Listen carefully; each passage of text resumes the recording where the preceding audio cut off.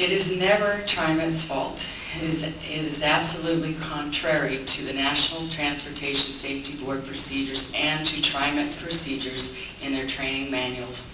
The basics of an accident preventions are not being followed. This can be done at no cost to TriMet.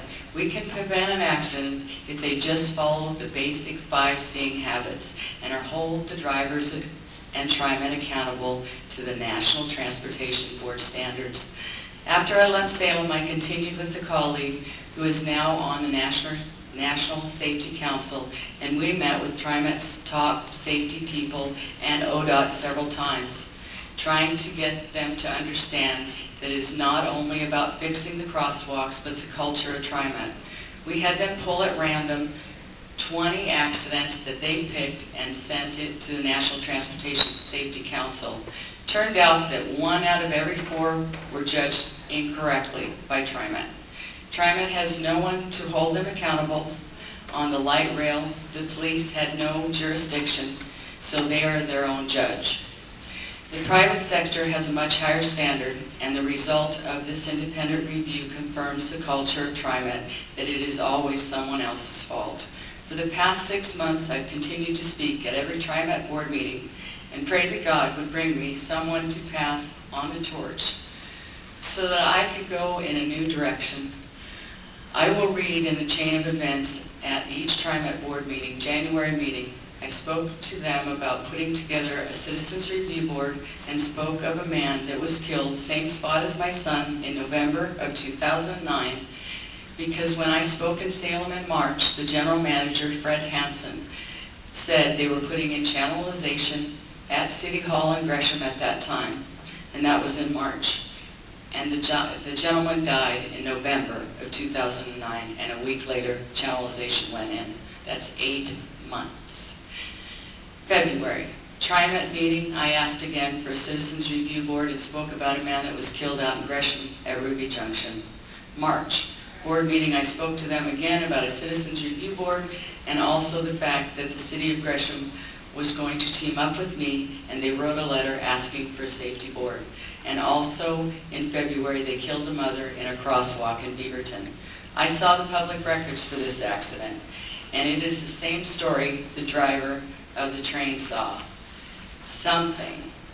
He starts out with the fact that he was starting a new job, had a good night's sleep, and he got to work and felt really good.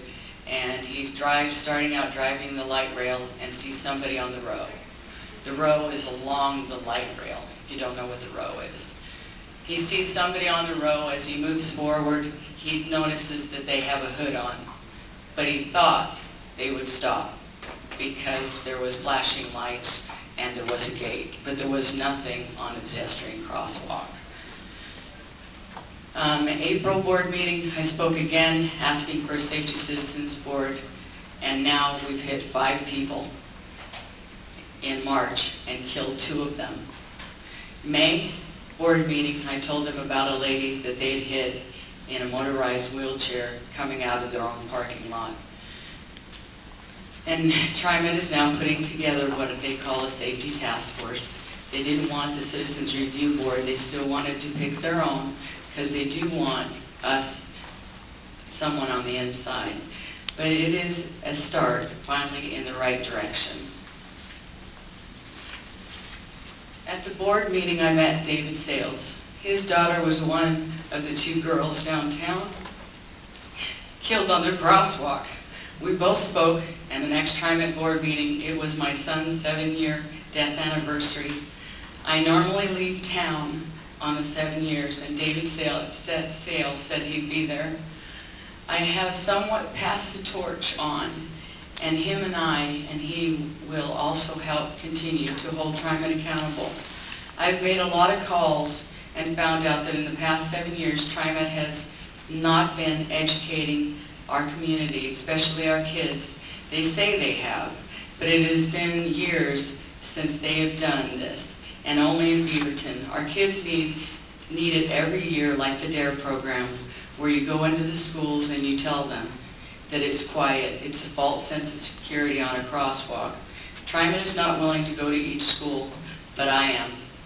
I have a problem though, funding. I'm looking for a job. I was a manager and a bookkeeper, and I need to be employed. But if you can help me figure out the funding, I'll be happy to go to every school and educate. Today I will give you a card that has my website. You can go there and take a look at it, and maybe you know someone to help me. You can also help me on my journey. Please contact me. My son had a saying, dream big. Don't ever let the little things get in your way. To me that means it's okay, Mom. You can't save me, but you can save someone else. Aaron's Bridge to Safety. That's what it's all about. Making it safe for your children, your grandchildren, and really anyone that you know. I just had some comments that I wrote down in listening.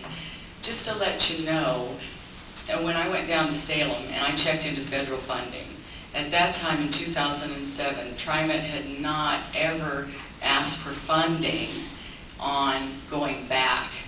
I called Seattle where the federal was, spoke with them, and what I found out, and I've just put together in the last few days, is that when we build the light rail, they pay you a certain amount of money, and they give you money to educate, right, Josh?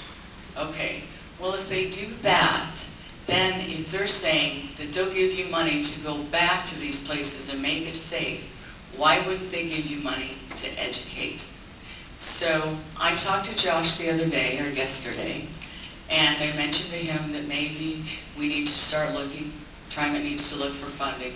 It doesn't have to be me that educates. I have a lot of knowledge, but I also lost my son 7 years ago, and I've been working on this for a long time. But I am ready to pass the torch, and it looks to me, the new general manager, this was part of my dream. It's like the Citizens Review Board. You are citizens, and you are going to review it. But I do know they do need somebody on the inside that is going to hold them accountable, to take a look. We all do. We all can't just judge our own, especially a big corporation. We have to somebody in there that's going to be able to follow and say, no, you don't do it this way, you do it this way.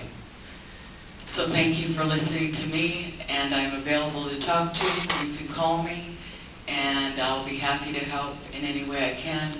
I appreciate Neil. He has picked up the pieces that were left behind by Fred. And Fred's a good man, but you've got to be able to change the culture, and now's the time. Can I ask you a question? Yes. Your eloquence is commendable. If we ask you a favor like this, could you do this? Could you give us a short list on one piece of paper of things you think people need to be educated about in order to improve this situation? Are you talking the culture at TriMet, or are you talking education out to the schools? Yep. Both? I could help you out there. Okay. Fire that off to us. Okay. Do you have any questions about, is there some things that, any more that I can give you? I have a lot of statistics at home. It took us quite a while to get the 505. They have a list you can see. I even have it. So you'll be able to see everything on an accident. The thing is what I learned is that nobody is perfect.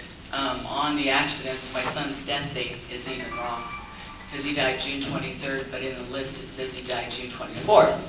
And then when I was in Salem, one list that TriMet had put out was 504. The next week, the lobbyist came back and it was 505, but it was a year and a half before. So that was two different lists. So we need accuracy, we need oversight, and we need to save lives so that people don't live my life. And you know, I told David the other day, in a sense, he's my angel, because it turned around and he had to lose too.